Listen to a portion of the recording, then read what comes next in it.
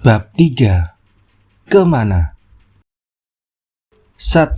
Standar ganda dalam hukum kolonial. Syahdan. Maka dalam hakikatnya tiadalah ada bedanya perjalanan yang saya alami dari kedua negara besar di dunia ini, ialah Amerika dan Inggris. Dengan beberapa contoh yang sudah saya rasakan atas kulit saya sendiri, maka saya dapat membandingkan teori dan praktiknya demokrasi Anglo-Sakson yang selalu digembar-gemborkan di dunia ini, dan katanya yang menjadi dasarnya kedua negara terbesar di dunia ini. Teori dan praktik yang itu ialah yang berhubungan dengan haknya seorang pelarian politik, right of asylum, terhadap kepada seorang anggota bangsa berwarna pula. Hal ini disambung-sambungkan pula dengan soal propaganda komunis. Caranya polisi Amerika menangkap saya di Manila tak berapa bedanya dengan caranya Inggris menangkap saya di Kowloon, Hong Kong. Keduanya dilakukan tiba-tiba di waktu malam dengan tiada memakai surat tuduhan dan yang berwajib right of warrant, hak menghadapi surat tuduhan dari yang berwajib, dengan jelas tertulis menyebutkan pelanggaran undang-undang yang sudah dilakukan itu adalah hak seorang warga demokrasi semenjak revolusi Inggris dan Perancis. Sebelum revolusi tersebut, maka seorang polisi Perancis atau warga besar pun berhak menangkap seorang warga atas surat perintah yang tiada berisi tuduhan yang pasti. Di Manila dan Hong Kong, lettre de kaket pun tak ada, jangankan pula surat waran. Di kedua tempat itu, penangkapan atas diri saya dilakukan dengan bengis, seperti polisi menangkap penjahat. Penangkapan di Hong Kong malah bisa menyebabkan pembunuhan dari salah satu pihak yang menangkap dan ditangkap. Oleh Manila dan Hong Kong akhirnya, sesudah ternyata bahwa saya tidak dapat diserahkan begitu saja kembali kepada musuh saya, maka dengan 13 macam tipu muslihat, saya dibuang buat disambut di lain tempat oleh para imperialis pula. Pembuangan di Manila dilakukan buat penangkapan kembali di Amoy. Pembuangan di Hong Kong diharapkan atau tidak pasti akan berakhir dengan penangkapan kalau saya benar-benar sampai ke Shanghai. Terbukti sudah bahwa Inggris tiada mengindahkan kebiasaan demokrasi yang sudah dikenalnya selama ratusan tahun di negaranya sendiri, ialah menentukan tempat pembuangan sebelumnya yang bersangkutan itu dibuang dan menjamin keselamatannya di jalan pembuangan.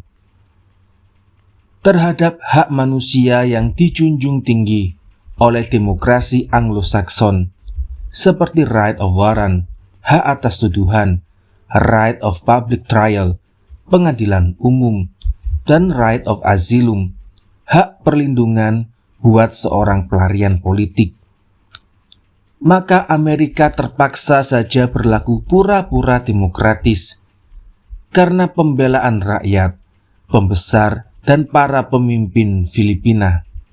Sesudah terhalang memasukkan saya dengan diam-diam ke kapal Belanda, pelabuhan Manila, maka pemerintah Amerika dan kapal Filipina sebenarnya mengirimkan saya ke tangan imperialis internasional di Amoy. Gagal hendaknya itu cuma karena daya upaya dan kemujuran saya sendiri. Pemerintah Inggris di Hong Kong sudah membatalkan semua hak saya sebagai manusia dan gagal menyerahkan saya kepada pemerintah Hindia Belanda. Dalam praktiknya, memancing supaya saya ditangkap kembali oleh imperialis, teman sejawatnya. Saya terlepas dan cengkraman imperialis, bukan karena kejujuran dan kesetiaan Inggris kepada dasar serta peraturan demokrasinya sendiri, melainkan karena daya upaya dan kemujuran saya sendiri pula. Hubungkanlah pula keadaan saya dengan halnya seorang berkulit putih yang mempunyai negara merdeka. Ketika surat kabar dari orang Amerika berteriak-teriak di Manila menuduh saya berbuat propaganda komunis, maka seorang profesor dari salah satu universitas yang terkenal di Amerika yang baru saja kembali ke Moskow dibolehkan menyebar-nyebarkan brosur dan buku komunis di Manila. Tentulah saya sendiri memuji pekerjaannya saudara profesor tadi. Tetapi yang saya majukan di sini ialah perbedaan terjemahan undang-undang yang berkulit putih dengan berwarna. Kebetulan pula bersamaan atau hampir bersamaan dengan penangkapan saya di Hong Kong itu, ditangkap pula seorang Inggris, dan di waktu itu oleh satu pemerintah bangsa berwarna, ialah oleh pemerintah Jepang. Orang Inggris itu sudah bertahun-tahun menjadi guru di Tokyo, dan tuduhan ialah bahwa dia dengan uang dan nasihat membantu Partai Komunis Jepang. Semua surat kabar Inggris di Tiongkok yang dapat saya baca di waktu itu berteriak dan memprotes kepada pemerintah Jepang berhubung dengan caranya pemeriksaan terhadap dirinya. Orang Inggris komunis itu dilakukan. Pada masa itu berhentilah persoalan komunis atau tidaknya orang Inggris itu. Ya atau tidak, ia melakukan propaganda dan membantu dengan langsung, ya atau tidak, kecerobohan kerajaan Jepang. Yang dikemukakan oleh para pembela Inggris tadi ialah seorang ditangkap di Jepang, dan orang Inggris itu perlu dilindungi, dan benar dilindungi oleh pemerintah Inggris. Memangnya pemerintah Inggris dan Amerika tidak membedakan paham warga negaranya sendiri. Apabila warga negaranya teristimewa pula bangsanya sendiri yang berurusan dengan pengadilan di luar negerinya, terutama pula di Asia, dengan Tiongkok, Jepang, dan lain-lain. Dalam hal ini tidak bisa disangsikan sikap kedua negara itu. Sikapnya Inggris tepat sekali digambarkan oleh semboyan right or wrong my country. Benar atau tidak, saya akan bela orang negara saya. Sejarah inilah yang langsung menimbulkan adanya pengadilan istimewa buat bangsa kulit putih di Tiongkok, extraterritoriality. Status ini dipaksakan kepada Tiongkok sesudah terjadi kejahatan oleh bangsa berkulit putih di Hong Kong pada abad yang lalu. Kejahatan itu mengakibatkan satu hukuman berat atas orang berkulit putih di Hong Kong pada abad yang lalu. Tetapi putusan dan pemeriksaan secara Tionghoa tiada disetujui oleh bangsa Barat. Mereka menuntut pengadilan sendiri di negaranya, Tionghoa. Mereka menuntut adanya extraterritoriality. Hak membela warganya itu di negara lain oleh Inggris selanjutnya dipakai buat dijadikan alasan untuk menjalankan agresinya. Pada abad yang lampau, pemerintah Inggris di Pulau Penang mengirimkan seorang Tionghoa. Rakyat Inggris British subject ke pedalaman Malaya melalui tempat berbahaya. Kemungkinan bahaya yang akan menimpa itu sudah diperingatkan lebih dahulu kepada pemerintah Penang. Tetapi memangnya imperialisme Inggris sedang mencari-cari bahan buat provokasi. Tionghoa yang malang tadi terbunuh oleh para penyamun. Peristiwa inilah yang dipergunakan oleh pemerintah imperialis Inggris buat mengadakan penyerbuan ke pedalaman Malaya atau Kerajaan Perak. Kerajaan yang tanahnya banyak mengandung timah itu. Timah itulah yang sebenarnya dikehendaki oleh kapitalis Inggris. Sikap right or wrong my country itu terasa benar, terutama pula oleh kita yang tiada mempunyai negara. Demikianlah persamaan bangsa dan bangsa. Warna dan warna itu tiadalah bisa kita selesaikan dengan perasaan semata-mata. Semua hak berhubungan dengan statusnya seorang berkulit putih atau berwarna yang berurusan dengan pengadilan dan undang-undang suatu negara, putih atau berwarna, haruslah ditetapkan dengan pasti dalam undang-undang internasional, dalam peraturan yang disokong oleh jaminan. Tiadalah boleh diserahkan kepada belas kasihan atau kemanusiaan, juga tidak kepada aturan demokrasinya suatu negara saja. Penghabisan bulan Desember 1932, hawa sudah mulai sejuk dan angin bertiup dari utara ke selatan. Setiap waktu angin itu bisa bertukar menjadi taifun. Memang dari daerah inikah berasal perkataan topan Arab dan topan Indonesia itu. Kerenggangan udara di bumi tandus Australia yang memuncak pada bulan Desember itu menyebabkan mengalirnya udara dari utara Tiongkok mengisi tempat yang renggang itu. Amat sejuklah terasa angin dari utara itu. Laut pun tiadalah tenang karena angin yang tiada berhentinya bertiup itu. Kebanyakan penumpang tiadalah banyak keluar kabin kamarnya. Pelayaran Hong Kong Shanghai di waktu musim rontok atau panas biasanya buat penumpang kelas 1 amat menyenangkan. Udara laut segar bersih menambah nafsu makan, sehingga pelayaran itu boleh dianggap masa beristirahat. Tetapi di masa laut bergelombang tinggi dan hawa dingin, maka seorang penumpang cuma mengharapkan lekas sampai ke tempat yang ditujunya saja. Mujurlah seorang kalau tiada tergoda oleh mabuk laut. Pelayaran Hong Kong Shanghai dengan kapal yang saya tumpangi singgah di pelabuhan Swaton, Amoy, dan Fuzhou. Semuanya bandar yang besar. Swaton berpenduduk lebih kurang 300.000 orang, Amoy 500.000 orang, dan Fuzhou tak kurang dari 1 juta orang. Semua bandar itu terhitung bandar perjanjian dan mempunyai bagian yang didiami oleh orang Tionghoa dan asing.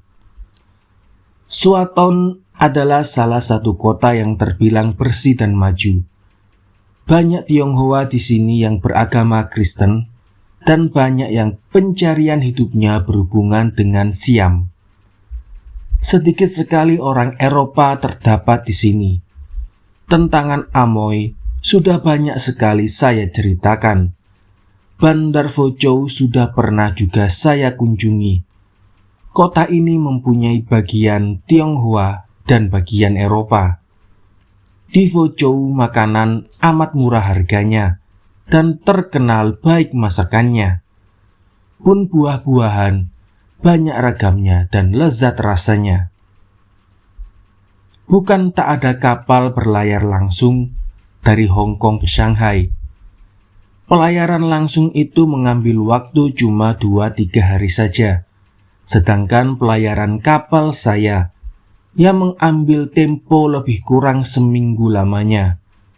Bukan saya tidak tahu perbedaan lama pelayaran itu. Walaupun demikian, dan meskipun saya mengetahui bahwa kapal yang langsung, tetapi saya pilih juga pelayaran lama. Tentulah Hong Kong sudah memberitahukan kepada Shanghai bahwa tanggal sekian dan jam sekian saya sudah berangkat dengan kapal Anu menuju ke Shanghai. Saya tidak pula sangsi bahwa para konspirator internasional sudah membuka-buka pintu perangkapnya di Shanghai buat seorang berwarna yang tiada mempunyai negara. Duta negara manakah yang akan memprotes? Jangankan lagi melindungi. Kalau saya diperlakukan seperti macan memperlakukan mangsanya, tangkap, lepaskan, berulang-ulang, sampai mangsanya payah, tiada berdaya lagi, dan menyerah bulat-bulat kepada musuhnya. Setelah saya merasa menyesal membiarkan para konspirator internasional membuang-buang tempo menunggu-nunggu saya di Shanghai, karena lebih lama berlayar, saya ingin mempelajari suasana di sepanjang jalan Hong Kong Shanghai yang saya kenal lebih baik daripada semua konspirator di Hong Kong atau Shanghai yang cuma mengenal jalan antara kursi rumah dan kantornya saja. Sebagian daripada pesisir provinsi Hokkien di antara Amoy dan distrik Kimchi saya kenal baik sekali.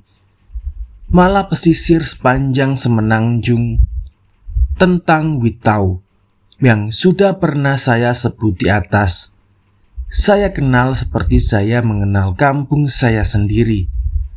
Pesisirnya sudah saya jalani berkali-kali, lautnya sudah saya renangi di musim panas. Pada bagian pesisir ini, di mana terletak desa Sionjing dan Iwe, yang sudah saya diami berbulan-bulan, kapal berlayar tiada jauh dari pesisir. Buat seorang yang terjepit, yang tiada mempunyai pilihan lain, buat orang yang benar pandai berenang, penyeberangan antara kapal dan pesisir itu bukanlah pekerjaan yang mustahil. Saya bisa berenang di sungai atau di lautan dengan kaki dan tangan, atau keduanya, sambil menelungkup atau menelentang, bahkan sambil berdiri membawa kain. Sungai Ombilin di Minangkabau, sungai yang dalam dan deras arusnya, yang sering meminta korban kepada yang kurang cakap, memberi latihan kepada saya dalam segala ragam berenang di waktu saya belum dewasa. Cuma saja air laut di Tiongkok di bulan Desember agak terasa dingin. Kalau ada jalan yang lain, baiklah dihindarkan saja. Jalan lain itulah yang sedang dipikirkan. 2. Mendapat sahabat dalam perjalanan. Selainnya daripada pegawai konsulat Inggris yang menuju ke Amoy itu bersama dengan saya, menumpang pula seorang Tionghoa tua, Lim, bekas mahasiswa Amerika, yang mempunyai toko barang listrik di Amoy. Lagi pula seorang profesor Amoy University. Tetapi yang menarik perhatian dan simpati saya ialah seorang pelajar dari Hong Kong bernama Chu, yang pulang istirahat ke kampungnya bernama Hosan, dekat kota Amoy. Entah karena apa, Maka pelajar Ju tak mau berpisah dengan saya selama di dalam kapal. Mungkin sekali dia sudah membaca surat kabar Inggris di Hong Kong yang pernah mengabarkan penangkapan saya. Umumnya pelajar Tiongkok berpolitik radikal yang banyak berpihak pada sayap kiri, di bawah pengaruhnya Madame Sun Yat-sen. Tetapi banyak pula yang bersimpati dengan kesusastraan dan gerakan komunis. Pelajar Ju memindahkan barangnya ke kamar saya dan mengambil tempat tidur saya pula. Apabila saya keluar kamar, maka keluarlah pelajar Ju. Apabila para penumpang lain meminta saya dan pelajar Ju bermain kartu, maka pelajar Ju melihat mata saya lebih dahulu dan bertanya lebih dahulu kepada saya. Jika saya mau main, mainlah dia. Jika saya tolak, menolaklah pula pelajar Ju. Apabila saya pergi tidur, maka mengikutilah pula dia. Pelajar Ju berbahasa Inggris dengan lancar dan fasih sekali.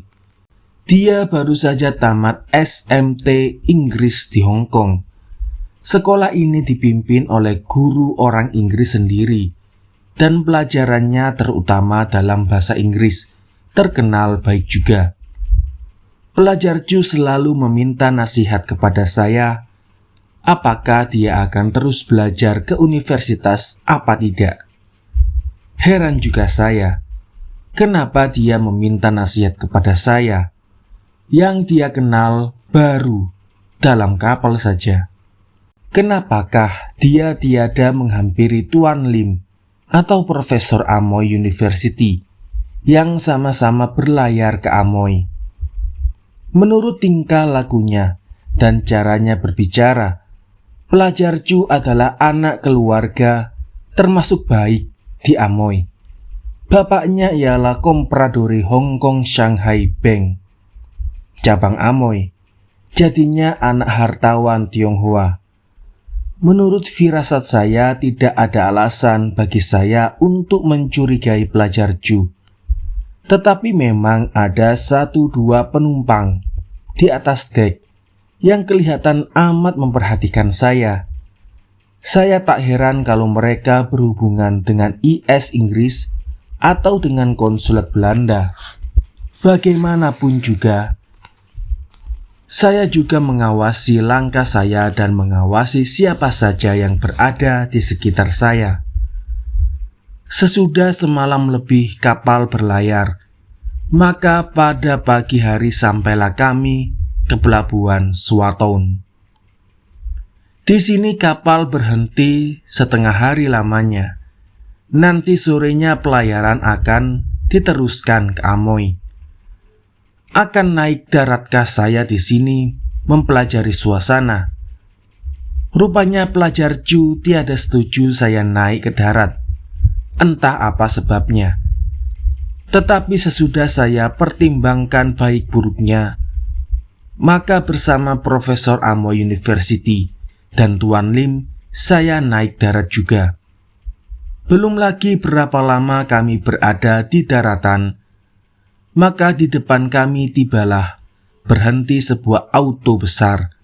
Seorang Tionghoa berpakaian modern keluar dan berjabatan tangan dengan kami. Kami dipersilakan masuk ke autonya. Profesor menolak dan Tuan Lim serta saya masuk. Saya tiada mengerti asal mulanya persahabatan ini, tetapi melihat mukanya Tionghoa modern ini, saya tiada menaruh kecurigaan sedikit pun. Juga tiada curiga kalau dia kepada saya memakai bahasa Inggris dan kepada Tuan Lim berbahasa Tionghoa. Yang sedikit mengherankan saya, cuma kenapa datangnya dengan auto tepat dengan pendaratan kami. Tidak mungkin perhubungan Tuan Lim dengan kenalan baru itu sebegitu rupa sehingga pertemuan itu bisa tepat saja. Kami dibawa dengan auto berkeliling kota Swato. bukanlah lagi asing buat saya. Setelah auto menghampiri rumah penjara, maka mau tidak mau timbul juga pertanyaan di dalam hati saya. Akan berhentikah auto di sini? Memangnya pula auto berhenti. Kenalan baru memang keluar dari auto, tetapi tidak diundang buat mengikuti. Sebentar lagi kenalan baru kembali masuk ke auto dan perjalanan diteruskan. Rumah penjara bukanlah asing lagi bagi saya. Di Indonesia, saya diperkenalkan dengan 3 penjara sebelum berangkat pada tahun 1922. Ialah penjara Bandung, Semarang, dan Jakarta. Di Manila saya berkenalan pula dengan penjara. Penjara Hong Kong pun tidak melupakan saya. Sebaliknya, tiap-tiap rumah penjara atau semua rumah yang berbentuk penjara seolah-olah dengan diam-diam berkata kepada saya, "Silakan masuk." Bagaimanapun juga keadaan di penjara imperialis Belanda, Amerika, dan Inggris, kalau dibandingkan dengan penjara Tionghoa, adalah seperti kandang kuda dengan kandang babi. Di dalam penjara Tiongkok, orang dikumpulkan berdesak-desak. Di sanalah mereka tidur, makan, buang air besar atau kecil, dan merenungkan nasib yang buruk dalam masyarakat yang zalim kejam. Jarang orang yang lama tahan sehat atau hidup, sekali ia memasuki penjara Tiongkok yang tulen. Sedang saya masih memfilosofatkan rumah penjara Tiongkok, maka tiba-tiba auto berhenti di depan sebuah rumah. Dapat dilihat dari luar bahwa rumah ini adalah sebaliknya daripada rumah yang difilsafatkan tadi. Rumah ini adalah tempat Tionghoa yang berpunya melepaskan hausnya, menghentikan laparnya, dan memuaskan nafsunya, serta menambah kegembiraan dan kesenangan hidupnya, juga terutama untuk menjumpai para tamunya dan merundingkan urusan atau perdagangannya. Rumah ini adalah restoran, rumah makan. Kami mengambil tempat di kamar yang terpisah dan bersih dalam segala-galanya. Kenalan baru segera mengambil daftar makanan dan memilih makanan serta minuman yang cocok dengan kedudukannya dalam masyarakat Tionghoa. Pembaca yang pernah diundang ke suatu keselamatan atau kenduri Tionghoa atau ke rumah makan Tionghoa dapat mengira bahwa kenalan baru tak akan memilih makanan suatu yang sembarangan. Masakan Tionghoa sudah masyhur di seluruh dunia, dan dari mulut orang Eropa sering saya mendengar, "The Chinese are the best cook on the world." Orang Tionghoa adalah ahli masak yang paling jempol di dunia. Menurut ukuran saya, memangnya pujian ini tiada melebihi sedikit pun. Boleh pula saya tambahi bahwa masakan suatu mempunyai kedudukan yang istimewa pula di tengah-tengah daerah lainnya di Tiongkok. Setelah sebentar kami duduk, maka kenalan baru mengambil kartu nama dari dompetnya dan memberikan kartu kepada saya. Tertulis di atasnya, Chen Minchu, sekretaris polisi Suato. Nama Chen itu ialah dalam bahasa nasional atau dalam bahasa Kwantung. Dalam bahasa daerah Hokkien bertukar menjadi Tan. Chen Minchu atau Tan Minsu menceritakan kepada kami bahwa selang berapa lama dia kembali dari perjalanan ke Siam atau Manila, dia berpergian ke sana untuk mengumpulkan uang sokongan buat Cap Kau Lo Kun, tentara ke-19 yang menjadi buah tuturnya semua patriot Tionghoa, tua muda, laki perempuan. Chen Minsu sebagai sekretaris polisi Swatou, sebagai wakilnya tentara ke-19 di kota nomor 2 buat provinsi Guangdong ini, tentulah mempunyai kekuasaan yang besar sekali, kalau tidak yang terbesar. Kenapakah Tuan Chen Minsu, sekretaris polisi Swatou itu, dalam berbicara selalu memalingkan mukanya kepada saya? Saya tiada memperkenalkan nama kepadanya. Menurut bentuk dan warna mukanya itu, Chen Minsu, maka tidaklah akan mengherankan kalau dia seorang Hokkiao, Baba. Bahasa Tionghoa diucapkannya menurut tekanan aksen Hoa Kiao. Bahasa Inggrisnya jelas dan berbeda dengan bahasa Inggris yang diucapkan Tiongkok Totok. Tentulah tiada cocok dengan tata krama Asia kalau ditanyakan asal-usulnya Tuan Chen Minsu. Apakah Tuan Chen Minsu tahu bahwa saya seorang pelarian politik? Apakah Tuan Chen Minsu hendak memberi suggestion atau pertimbangan bahwa saya boleh tinggal di Swatou kalau saya mau, atau sebaliknya? Ialah jangan coba tinggal di Swatou. Bagaimanapun juga saya mendapat kesan yang baik sekali tentang Tuan Chen Minsu. Kami diantarkan dengan auto sampai ke pelabuhan Swatou, termasuk provinsi Guangdong. Sendirinya saya teringat akan peringatan konsul Guangdong kepada pemerintah Hong Kong bahwa saya turunan Tionghoa. Jika waktu itu diizinkan mempergunakan seorang pembela hukum Tionghoa, tentulah saya bisa menaksir suasana di Tiongkok. Akan sanggup pula saya menentukan pilihan, dan di bagian Tiongkok manakah saya dapat berdiam. 3. Detik-detik yang menentukan.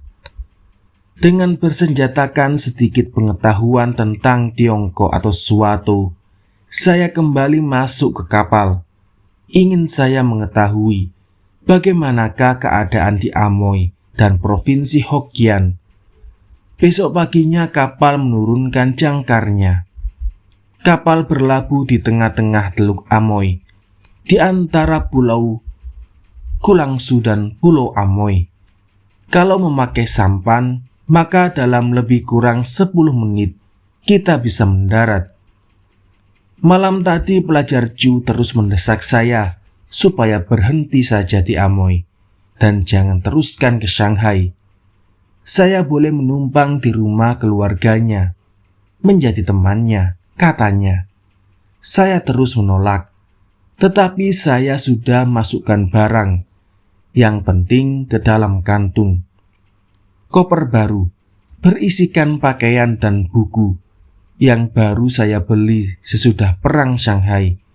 Saya taruh baik-baik. Kunci kamar saya berikan kepada penjaga kamar. Pertanyaan apakah saya akan naik darat, saya jawab tidak.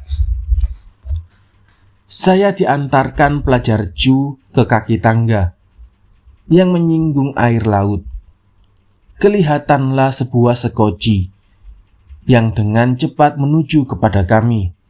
Saya sedikit curiga, karena mengingat sekoci polisi Kulangsu bagian internasional yang mau menangkap saya di kapal Suzana 5 tahun lampau.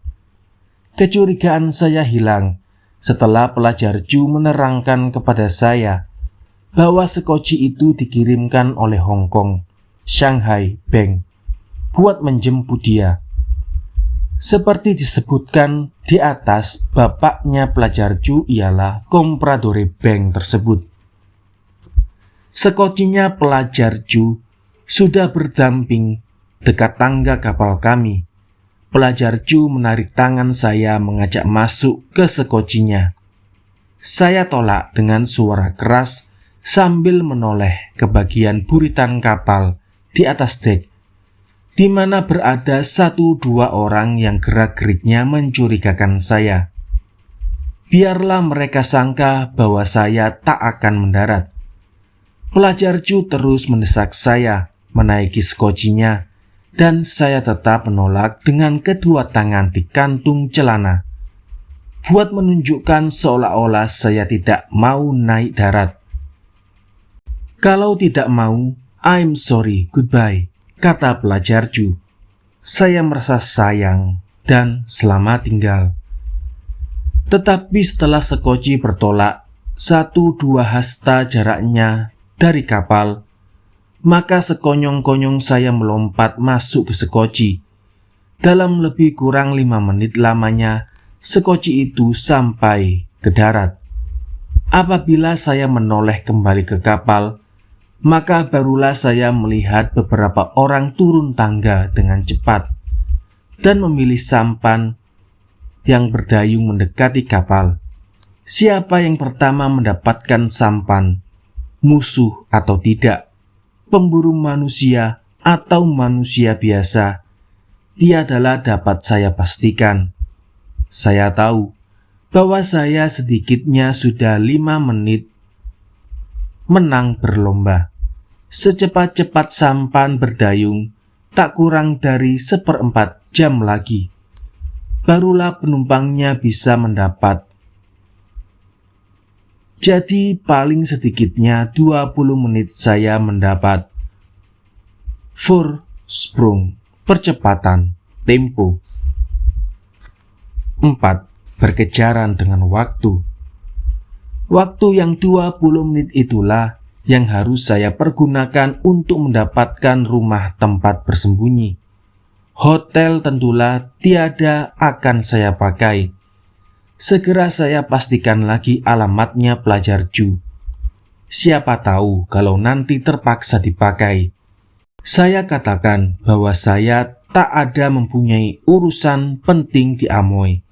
Dan kalau masih ada kesempatan, kelak saya akan pergi ke Hosan menjumpai dia. Saya berjabat tangan dan berpisah dengan pemuda yang saya kenal cuma sebentar saja ini. Tetapi lekas menarik simpati saya. Sayang sekali saya tiada pernah berjumpa lagi dengan dia. Dengan tidak membuang-buang tempo sekejap pun, saya menaiki satu becak. Saya suruh tukang becak menuju ke jalan Ang Pun Po. Disinilah saya pernah menumpang 5 tahun yang lampau di rumahnya sahabat karib Tan Chiang Hua. Keadaan saya sekarang tak berapa bedanya dari 5 tahun dahulu itu. Ialah mencari perlindungan. Sedikit pikiran saya terganggu apabila di kiri, di kanan melihat rumah baru dan jalan baru. Pada ketika itu sudah hampir seluruhnya kota Amoy lama dibongkar dan ditukar dengan yang baru. Rumah yang dahulunya sempit, kecil, rendah bertukar dengan rumah yang besar, tinggi dan modern. Jalan yang sempit, kotor, dan penuh sesak bertukar menjadi jalan yang lapang, bersih, dan sepanjang toko-toko yang tak kalah dengan toko kepunyaan Tionghoa di bandar yang besar seperti Shanghai. Saya hampir tak mengenal Amoy lagi. Bertanya pula saya dalam hati, apakah rumahnya sahabat Tan Ching Hua, Kaid, yang bernama Tiong Huat masih ada di jalan Ang Pun Po? Dan apakah jalan Ang Pun Po itu ataupun kampungnya Ang Pun Po itu masih ada? Heran bin ajaib, Tiong Huat, rumah tua, dan jalan Ang Pun Po yang sempit gelap itu masih berdiri tegak. Bahkan sebagian daripada kampung Ang Pun Po sendiri berdiri sebagai karang di tengah-tengah gelora pembangunan. Bagaimanakah rumah penginapan Tiong Huat bisa menahan desakan munisipal? Balai kota Amoy meruntuhkan rumah yang tua-tua dan menggantinya dengan yang baru. Orang luar tak mudah mengerti kalau tiada mengetahui kedudukan suatu keluarga dalam masyarakat Tiongkok. Rahasia bisa berdirinya terus Tionghoa dengan jalan sempit gelap kiri, depan, dan belakangnya terletak pada kedudukan keluarga Tan di kota Amoy.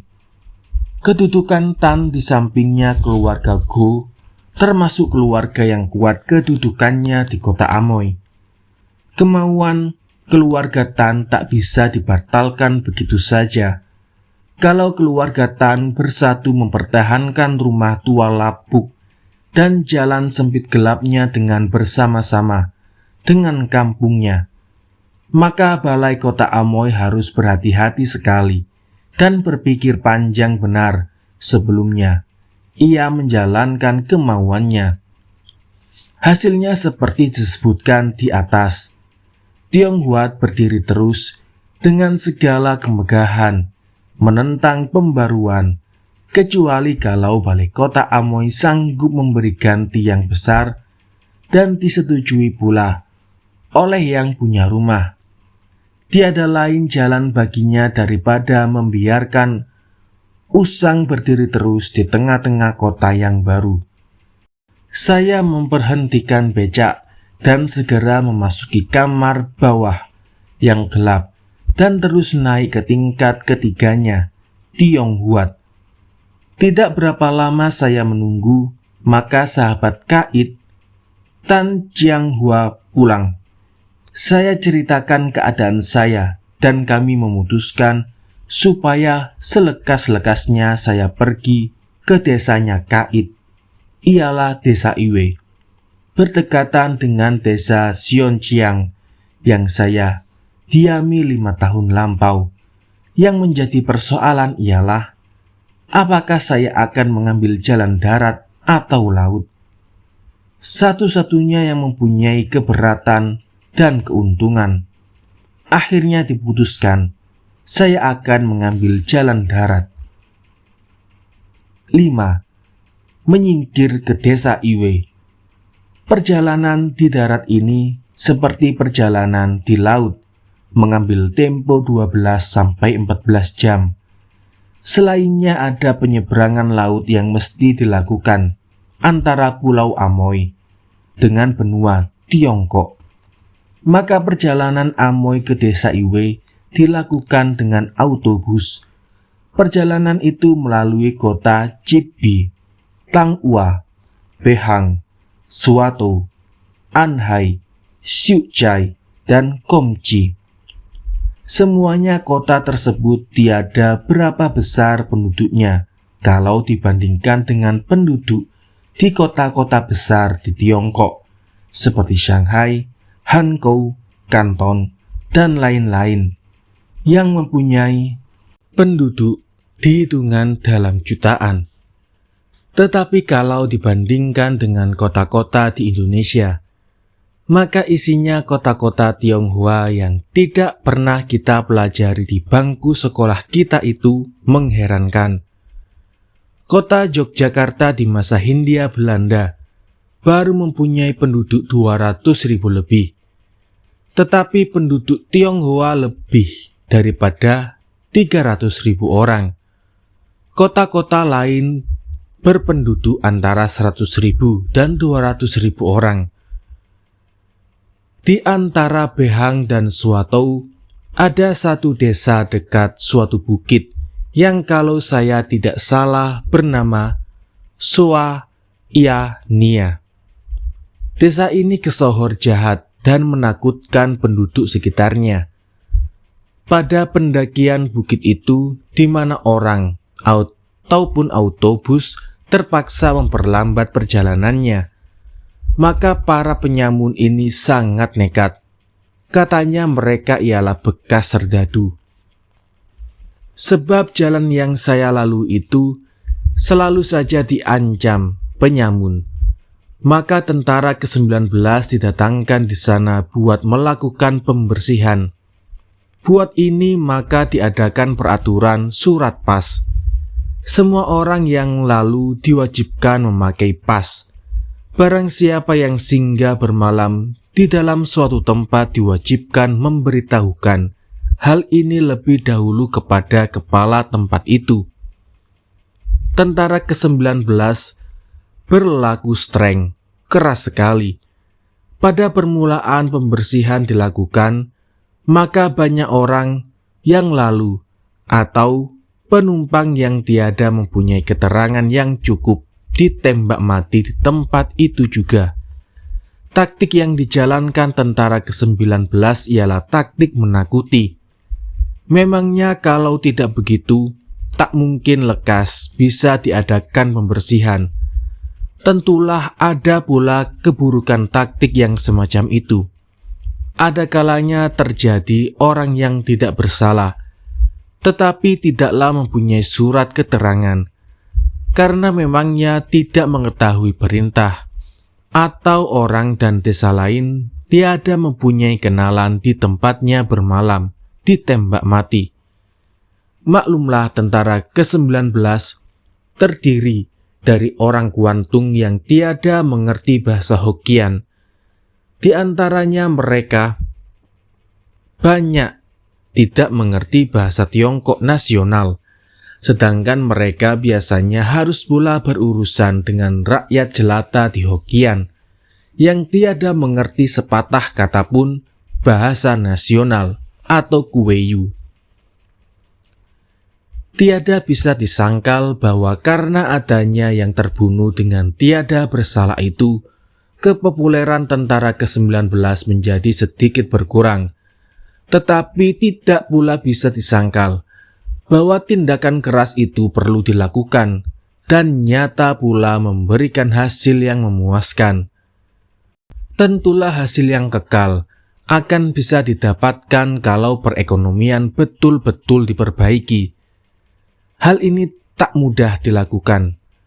Maka ketika kami melalui Soa Iania yang kesohor jahat tadi, nyata gelisah para penumpang. Apabila autobus mendaki bukit dengan kecepatan berkurang, maka di pinggir jalan saya melihat 1-2 orang duduk di pinggir jalan. Orangnya kelihatan tegap dan pemberani, tetapi rupanya kecewa dan marah karena tiada sanggup melakukan pekerjaannya. Antara Behang dan Suato melalui Soa Iania itu seorang anggota tentara ke-19 yang bersenjata lengkap menumpang auto kami sebagai pengawal. Di salah satu stasiun perjalanan, maka auto kami diberhentikan untuk ditukar. Di sini diadakan penggeledahan barang dan badan yang teliti sekali. Saya sedikit gelisah juga, karena tiada mempunyai surat apa-apa. Tetapi saya memakai pakaian Tionghoa. Ialah pakaian jubah Sinse. Pengalaman saya yang sudah-sudah dengan orang Kuantung di Shanghai memberi keyakinan kepada saya bahwa tentara ke-19 ini akan membiarkan saya lalu Zonder digeledah atau ditanyai apa-apa. Biasanya kalau saya memasuki satu toko orang Kuantung di Shanghai, maka orangnya selalu amat ramah tamah dan bertanyakan dari Kuantung di tengah-tengah orang Tionghoa Utara yang besar-besar tinggi itu. Rupanya kita orang Indonesia yang berwarna coklat ini hampir sama dengan orang Kuantung. Memang begitu. Semakin ke selatan kita pergi, semakin banyak di antara orang Tionghoa terdapat mereka yang mirip perawakan dan warnanya dengan orang Indonesia. Apalagi di antara orang petani yang jarang sekali berwarna kuning, karena biasa kerja di dalam panas. Melihat saya yang memakai jubah Sinse, maka dengan para pemeriksa tentara ke-19 mempersilakan saya lalu. Tak ada pertanyaan dan tak ada penggeledahan di koper ataupun badan saya. Kira-kira jam 7 malam sampailah saya di desa Iwe. Cuma 100-200 meter saja letaknya dari pesisir lautan Pasifik. Seperti sudah saya katakan lebih dahulu, desa Iwe tiada berapa jauhnya dari desa Sionjiang yang pernah saya diami. Maksud semula Amoy, saya kelak di Iwe, akan bermalam di rumah sekolah bersama dengan guru sekolah itu. Rumah sekolah itu bukan rumah sekolah biasa, melainkan tempel atau kelenteng yang dipakai buat sekolah. Gurunya didatangkan dari tempat lain, ialah dari kota Cuanju. Dia keluaran sekolah guru. Tetapi sahabat baru Tan Tianjin yang baru datang dari Manila tidak membiarkan saya tinggal di kelenteng. Ibunya dan dia sendiri merasa malu, katanya, kalau saya tidur di kelenteng. Tan Tianjin tentulah keluarga pula, dan keluarga Tan Jianghua atau Kait, yang rumahnya berdekatan sekali. Kait juga sudah mengusulkan supaya tinggal di rumahnya saja, tetapi ada keberatan Jin, karena yang tinggal di rumah kebanyakan para wanita. Rumahnya Tianjin sudah dipersiapkan untuk saya satu kamar. Saya terima usul itu dengan segala senang hati dan banyak terima kasih. Baru saja 2-3 malam saya berada di rumahnya Tianjin, maka pada suatu hari hampir jam 2 malam, saya dibangunkan oleh suara riuh rendah. Dari 2-3 rumah di desa Iwe dibunyikan canang, atau dalam Jawa, bende. Suara canang itu diperkuat pula dengan kaleng yang dipukul di sana-sini.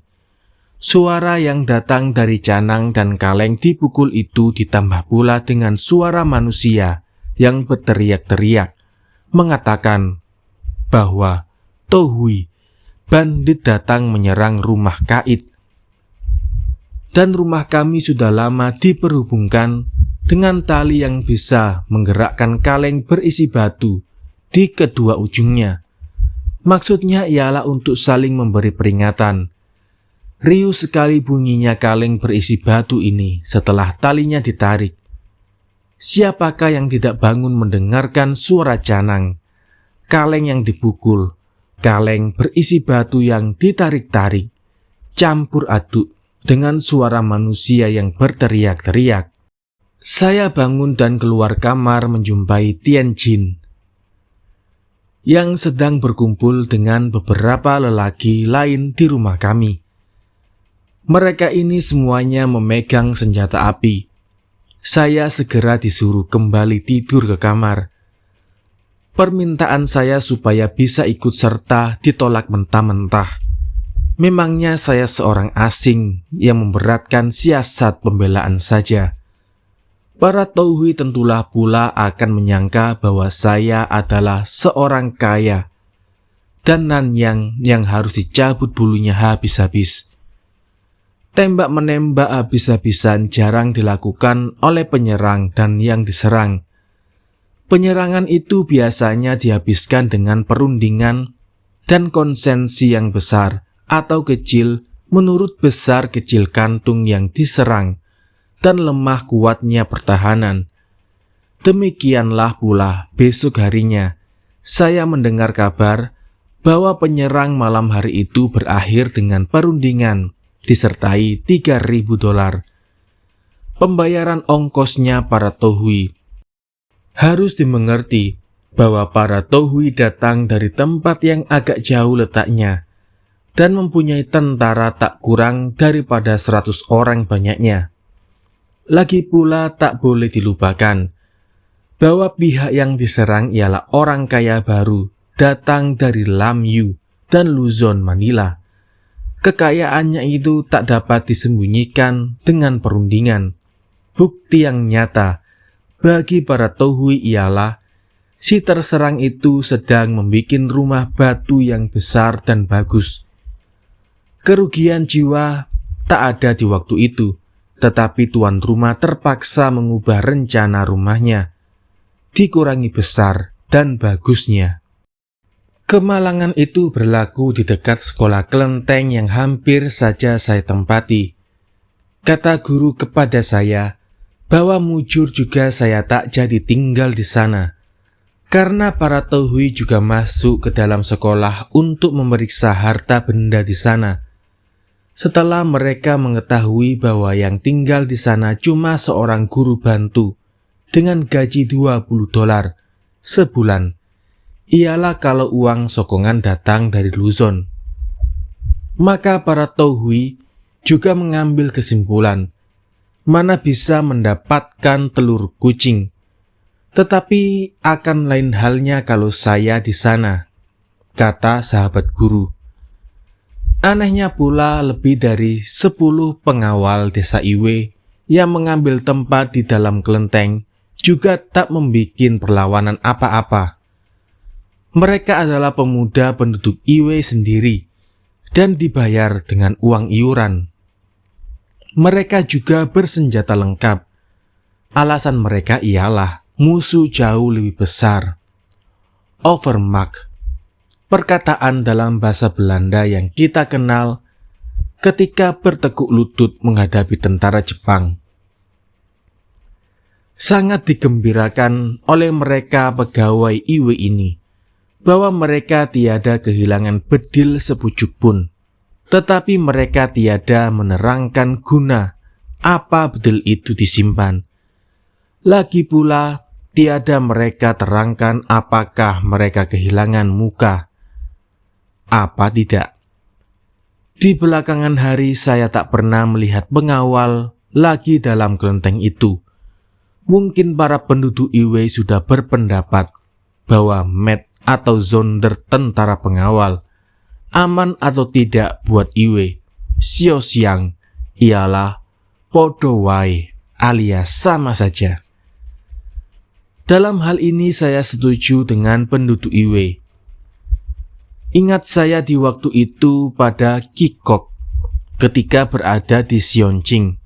Sering dia mengejek-ejek serdadu yang penakut dengan perkataan potato soldier. Bukan potato kentang biasa, melainkan ubi jalar. Ialah makanan rakyat di sana.